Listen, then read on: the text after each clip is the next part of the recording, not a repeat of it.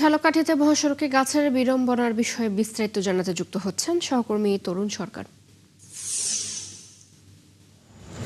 তরুণ, পুরাতন গাছগুলো নিয়ে প্রশাসন কোনো ধরনের পদক্ষেপ নিয়েছে কিনা এখনো পর্যন্ত জানাবেন।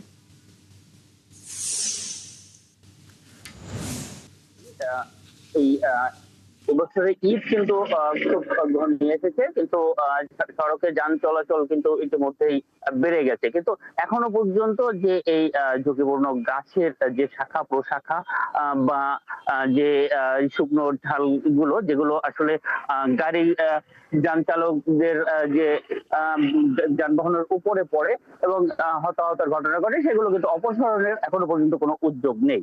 আহ যদি ঝালকাঠির যে এই মহাসড়কটি, এটি কিন্তু শুরু হয়েছে বরিশালের কালিজিরা যে সেতু রয়েছে, সেই সেতুর পর থেকে পিরোজপুরের যে বেকুটিয়া সেতুর পূর্ব প্রান্তে সাতুরিয়া পর্যন্ত প্রায় 40 কিলোমিটার।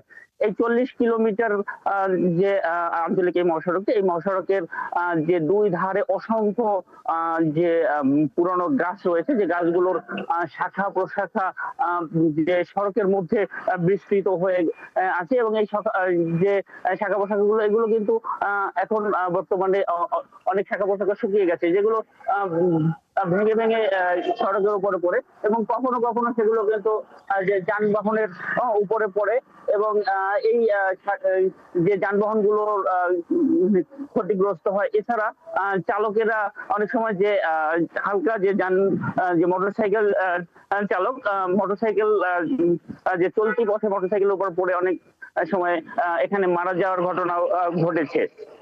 তো এই এই এই গাছগুলো অপসারণের জন্য কিংবা এই শাখা প্রশাখা গুলো ছেটে যাওয়ার জন্য কিন্তু বারবারই এখানকার যে যানবাহন চালক তারা কিন্তু তাগিদ দিচ্ছে, কিন্তু সেটি কিন্তু বেশ পুরনো দিনের যে 1-1.5 বছর আগে কিছু অপসারণ করা হয়েছে, কিন্তু এখন যে ইদানিংকালের মধ্যে সেই অপসারণের কোনো যে দৃশ্যমান সেই অপসারণ, সেটি কিন্তু হচ্ছে না।